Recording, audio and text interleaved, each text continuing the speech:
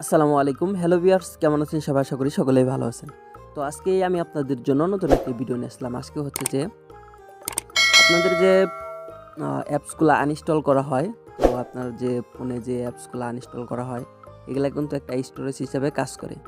তো দেখেন যে আমার যখন আমি সেট মেমোরিতে চলে যাব, দেখেন যে এখনও কিন্তু আমার মেমোরিতে কিন্তু কিছু নাই, গ্যালারিতে কিছু নাই। তো দেখেন এই যে 37 ঠিক আছে জিবি স্টোরেজ কিন্তু হয়ে গেছে। তো এটার থেকে প্রায় না হলেও 8-10 জিবি আপনি স্টোরেজ খালি করতে পারবেন। কীভাবে করবেন দেখাচ্ছি। আপনার এটা হচ্ছে যে প্লে স্টোরে চলে যাবেন। প্লে স্টোরে চলে আসলাম। দেখেন আপনাদের যে আইকনটা আছে এটাতে ক্লিক করবেন। যে জিমেলটা আছে ওইটার আইকনে ক্লিক করবেন। ক্লিক করার পরে এখানে দেখেন যে ম্যানেজ সেটিং, এটার উপর ক্লিক করবেন। তো ক্লিক করার পর এখানে দেখেন যে আবার ম্যানেজে ক্লিক করবেন। ম্যানেজে ক্লিক করার পর দেখেন যে এখানে আপনার হচ্ছে যে এখানে অনেকগুলা অ্যাপস কিন্তু আছে। এগুলো কিন্তু ইনস্টল করা অ্যাপস। যেগুলো আনইনস্টল, এটা দেখেন যে এখানে ইনস্টল অ্যাপস, এটার উপরে ক্লিক করবেন।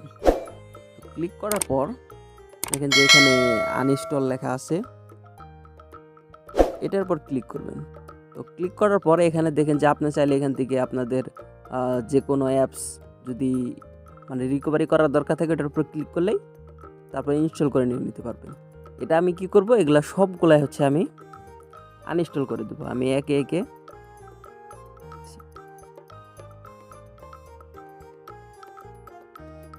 সো ভিউয়ার্স, তো এগুলো কিন্তু আমার দরকার নাই, কারণ এগুলো আমার স্টোরেজটা ফুল করে রাখতেছে, মানে ডাটাগুলা ফুল করে রাখতেছে স্টোরেজটা। এই কারণে আমি সবগুলো আনইনস্টল করে দেবো। আমি সবগুলা টিক মার্ক করতেছি। আজ পর্যন্ত আপনি যতগুলা অ্যাপস আনইনস্টল করছেন সবগুলা এখানে স্টোরেজে মানে জমা হয়ে থাকে। তো এগুলো দেখেন যে আমি প্রায় 2 জিবির উপরে মানে করতে পারছি। তো এটা আমি কি করব, এখানে দেখেন যে ডিলিট অপশন আছে, এটাতে ক্লিক করবেন। সবগুলাই রিমুভ করে দেব, রিমুভ। এবার সো ভিউয়ার্স, তো দেখেন যে এখানে সবগুলাই কিন্তু অ্যাপস রিমুভ হয়ে গেছে। তো এভাবে মূলত হচ্ছে আপনারা সবগুলা রিমুভ করে নেবেন। আর তো যাই হোক, এই ছিল আজকের মতো ভিডিও যদি ভালো লাগে থাকে অবশ্যই একটি লাইক দিয়ে দিবেন আর চ্যানেলটি সাবস্ক্রাইব করবেন। থ্যাংকস ফর ওয়াচিং, ধন্যবাদ সবাইকে।